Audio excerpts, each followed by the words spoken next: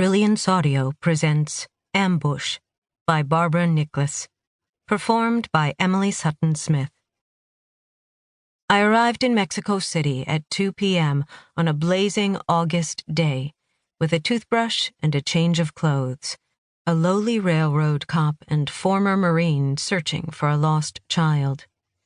By early evening, I'd picked up a tale. A wiry man with tattoos and a chain-smoking habit had taken up residence on the roof across the alley from my hotel. In addition to an apparently endless supply of cigarettes, he'd brought a nylon folding chair, binoculars, a flask, a penlight, and a tattered copy of Love in the Time of Cholera, which he traded for the binoculars every time I twitched a muscle. Just what I liked, an educated spy. Or pervert, or whatever. I'd noticed him earlier, in line behind me at the airport's taxi kiosk. He'd been smoking Marlboros and standing too close, the Gabriel Garcia Marquez novel stuffed into the pocket of his carry-on. When I finished buying a ticket, he'd thrust out his tongue in a lewd gesture as I walked away. In return, I'd shot him the finger behind my back. Now, here he was. Call it a draw.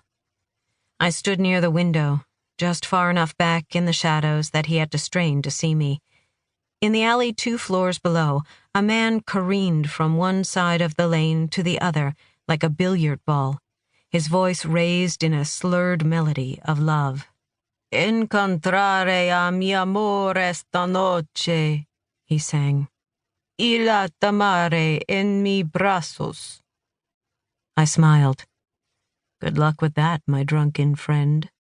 Odors wafted in, rotting garbage, the acrid bite of pollution, roasting meat from a nearby taco stand, and the stink of the spy's cigarettes that made me wish I hadn't sworn off tobacco. Close by, horns blared, traffic droned, and sirens wailed. Even closer, someone yelled, and someone else laughed. Metal grinders whirred and a hammer rang against steel. In La Ciudad de Mexico, people not only drove on the streets, they used them as open-air body shops. Welcome to one of the largest metropolitan areas in the Western Hemisphere. A rush of longing filled me for my own city of Denver, for my man, Cohen, and my Belgian Malinois partner, Clyde. What the hell was I doing here? Almost 2,000 miles away from all that I loved, searching for a needle in a haystack. "Because you love Malik, too," whispered a voice in my head. "The orphan you promised to care for." I bounced on the balls of my feet. Across the alleyway, the man on the rooftop raised his binoculars. His presence forced me to rethink how I'd work my time here. Only 3 people knew I hadn't come to Mexico to soak up some culture and tequila. The first was David Fuller. David ran the Hope Project, a nonprofit that helped Iraqis displaced by war. He had given me the tip that brought me here and was one of the most sincere people I knew.